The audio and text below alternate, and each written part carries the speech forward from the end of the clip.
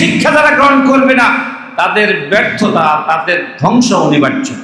সুতরাং রাজনীতি যদি থাকে একমাত্র ইসলামেই আছে, রাজনীতি থাকে মুহাম্মদুর রাসূলুল্লাহ সাল্লাল্লাহু আলাইহি ওয়াসাল্লামের জীবনীতে আছে, আর কোথাও রাজনীতি নাই। রাজনীতি মানে নীতির রাজা, নীতির শ্রেষ্ঠ, ইসলামই হচ্ছে শ্রেষ্ঠ নীতি। এর উপরে আর কোন নীতি নাই, নীতি নাই, নীতি নাই। কোন আলেম, কোন মুসলমান যদি বলে ইসলামের রাজনীতি নাই, তার সাথে সাথে ঈমান চলে যাবে। সুতরাং রাজনীতি করবে আলেমরা, ইমামতি করবে আলেমরা, দেশ চালাবে আলেমরা। দিস ইজ ডিউটি অফ আলেম। আজকে বাংলাদেশের পরিস্থিতি সকল উলামায়ে কেরামের বিরুদ্ধে যারা ভূমিকা রেখেছে তাদেরকে আল্লাহই ধ্বংস করে দিয়েছে। আল্লাহ বলেছেন ওয়া মাকারু মাকরান ওয়া মাকারনা মাকরান ওয়া হুম লা ইয়াশউরুন ফানজুর কাইফা কানা আকিবাতু মাকরিহিম আন্না দাম্মারনাহুম ওয়া কাওমাহুম আজমাইন। ওয়া মাকারনা মাকরান, ওরা ষড়যন্ত্র করে আর আমি আল্লাহ তাদের ষড়যন্ত্রের জবাব দেই। বুঝতে হবে ইসলাম আদ-দীনু ইউলু ওয়া লা ইউলা। ইসলাম আসছে আমাদেরকে পরিচালনা করার জন্য, আমাদের দ্বারা পরিচালিত হতে নয়। আমরা তো সকলেই ইসলামের ছায়াতলে ঐক্যবদ্ধ হয়ে যেই ঘোষণা আসছে আমাদের পরিচয় মুসলিম, আর কোনো পরিচয় নাই। এই পরিচয় নিয়ে আমরা এগিয়ে যাব। যারা ইসলামের বিরুদ্ধে ষড়যন্ত্র করেছিল তাদের পরিণতি কি হয়েছে তোমরা কারণের ইতিহাস দেখো, ফেরাউনের ইতিহাস দেখো, নমরুদের ইতিহাস দেখো, আবু জাহেলের ইতিহাস দেখো। সেই ইতিহাস থেকে শিক্ষা গ্রহণ করো। এটি হচ্ছে আমাদের দায়িত্ব।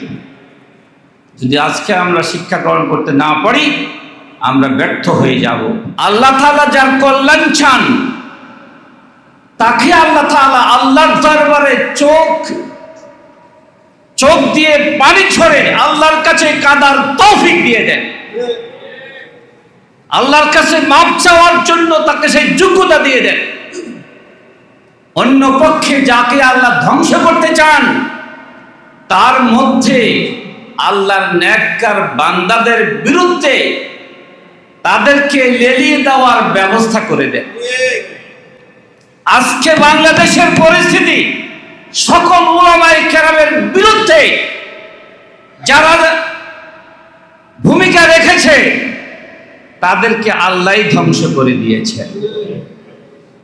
আল্লাহ বলেছেন ওয়া মাকারু মাকরান ওয়া মাকারনা মাকরান ওয়া হুম লা ইয়াশউরুন ফানজুর কাইফা কানা আকিবাতু মাকরিহিম আন্না দাম্মারনাহুম ওয়া কাওমাহুম আজমাইন। ওয়া মাকারনা মাকরান, ওরা ষড়যন্ত্র করে আর আমি আল্লাহ তাদের ষড়যন্ত্রের জবাব দেই। কিন্তু তারা টের পায় না আমার জবাব, আস্তে টের পায়, সময় মতো টের পায়, বুঝতেও পারে না। এরপরে তোমরা চিন্তা করো অতীতে যারা ইসলামের বিরুদ্ধে ষড়যন্ত্র করেছিল তাদের পরিণতি কি হয়েছে। তোমরা কারণের ইতিহাস দেখো, ফেরাউনের ইতিহাস দেখো, নমরুদের ইতিহাস দেখো, আবু জাহেলের ইতিহাস দেখো। সেই ইতিহাস থেকে শিক্ষা গ্রহণ করো। এটি হচ্ছে আমাদের দায়িত্ব। যদি আজকে আমরা শিক্ষা গ্রহণ করতে না পারি আমরা ব্যর্থ হয়ে যাব। ইতিহাস থেকে শিক্ষা যারা গ্রহণ করবে না তাদের ব্যর্থতা, তাদের ধ্বংস অনিবার্য। সুতরাং আমাদের নবী মুহাম্মদুর রাসূলুল্লাহ সাল্লাল্লাহু আলাইহি ওয়াসাল্লাম তিনি শুধু নবী ছিলেন না, তিনি রাষ্ট্রপ্রধান ছিলেন, তিনি সেনাপ্রধান ছিলেন, তিনি প্রধান বিচারপতি ছিলেন, তিনি মসজিদের ইমাম ছিলেন, সমস্ত দায়িত্ব পালন করেছিলেন। রাজনীতির প্রবর্তক ছিলেন তিনি পৃথিবীতে। এর আগে রাজনীতি ছিল না, এর আগে ছিল গোত্রনীতি, বিভিন্ন ভাবে মানুষ চলত। কিন্তু সারা দেশকে ঐক্যবদ্ধ করে একটি রাজনীতি প্রতিষ্ঠা করার কাজ যিনি প্রবর্তক ইসলামের ইতিহাসে বলে তিনি হচ্ছেন প্রফেট মুহাম্মদ সাল্লাল্লাহু আলাইহি ওয়াসাল্লাম। সুতরাং রাজনীতি যদি থাকে একমাত্র ইসলামেই আছে, রাজনীতি থাকে মুহাম্মদুর রাসূলুল্লাহ সাল্লাল্লাহু আলাইহি ওয়াসাল্লামের জীবনীতে আছে, আর কোথাও রাজনীতি নাই। রাজনীতি মানে নীতির রাজা, নীতির শ্রেষ্ঠ, ইসলামই হচ্ছে শ্রেষ্ঠ নীতি। এর উপরে আর কোন নীতি নাই, নীতি নাই, নীতি নাই। কোন আলেম, কোন মুসলমান যদি বলে ইসলামের রাজনীতি নাই, তার সাথে সাথে ঈমান চলে যাবে। সুতরাং রাজনীতি করবে আলেমরা, ইমামতি করবে আলেমরা, দেশ চালাবে আলেমরা। দিস ইজ ডিউটি অফ আলেম। আমরা কি এই জন্য ব্যর্থ না? গোটা মসজিদ বানিয়ে দিয়েছেন জমিনকে রাসূলের উম্মাহ, রাসূল উম্মতের জন্য গোটা জমিনটা কি মসজিদ। তাহলে মসজিদে একটা ফেকার দৃষ্টিতে মসজিদ সুগরা, মসজিদে কুবরা। সুগরার ইমাম আমরা, কিন্তু কুবরা ইমাম শয়তান। তাহলে দুই জায়গায় ইমামকে দুইজন হবে? ইমাম হবে একজন। মসজিদের যিনি ইমাম হবেন তিনি ওই এলাকার ইমাম, ইমামতি করবেন সমাজের।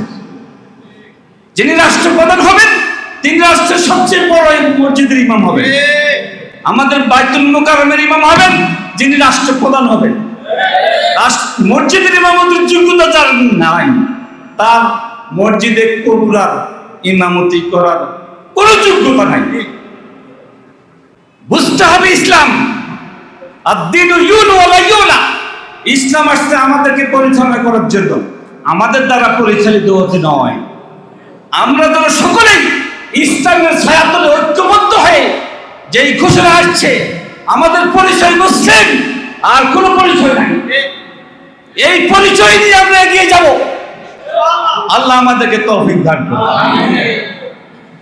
আমাদের প্রধান অতিথি আমাকে একটা দায়িত্ব দিয়েছে। ওনার একটা বক্তব্যে একটা মিস হয়েছে। এটা হলো স্লিপ অফ টাং যাকে বলে। মাওলানা মওদুদী রহমতুল্লাহ আলাইহি যখন বাংলাদেশে আসছেন, সেখানে রিসিভ করেছেন।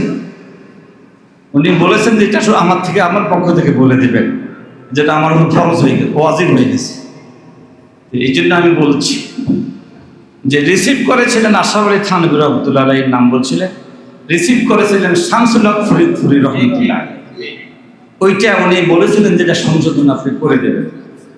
তো এটা কারণ আশরাফ আলী থানভী রহমতুল্লাহ তো বাংলাদেশের মানুষ না, সুতরাং এখন উনি রিসিভ করবেন কি করে। যাই হোক, আমরা আল্লাহর কাছে দোয়া করব, দুরূদ শরীফ করব। আল্লাহুম্মা সাল্লি আলা মুহাম্মাদ।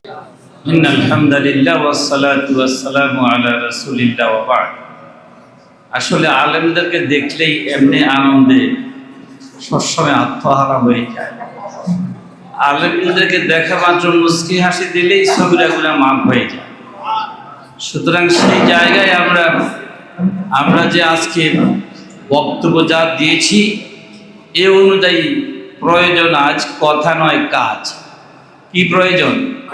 কাজ। সে কাজের ক্ষেত্রে যেন আমরা ঐক্যবদ্ধ থাকি। আল্লাহ রুমির দুটি বক্তব্য দিয়ে আমি শেষ করে মুনাজাত দেব। আল্লাহ রুমি বলেন, চু খুদা খা হাক্কে মারা ইয়ারি কুনান, মাইলে মারা জানে বে জারি কুনান। চু খুদা খা হাক্কে মা, চু খুদা খা হাক্কে মা, চু খুদা খা হাক্কে পর্দা কসদরত, মাইলা শানদার তোয়ানা পাকা বর্দ। তার মানে কি? আল্লাহ তাআলা যার কল্যাণ চান। ইন্নাল হামদালিল্লাহ ওয়াস সালাতু ওয়াস সালামু আলা রাসূলিল্লাহ ওয়া বা'দ। আসলে আলেমদেরকে দেখলেই এমনি আনন্দে সবসময় আত্মহারা হয়ে যায়। আলেমদেরকে দেখা মাত্র মুস্কি হাসি দিলেই সগিরাগুলা মাফ হয়ে যায়। সুতরাং সেই জায়গায় আমরা যে আজকে বক্তব্য যা দিয়েছি, এ অনুযায়ী প্রয়োজন আজ কথা নয় কাজ। কি প্রয়োজন? কাজ। সে কাজের ক্ষেত্রে যেন আমরা ঐক্যবদ্ধ থাকি। আল্লাহ রুমির দুটি বক্তব্য দিয়ে আমি শেষ করে মুনাজাত দেব।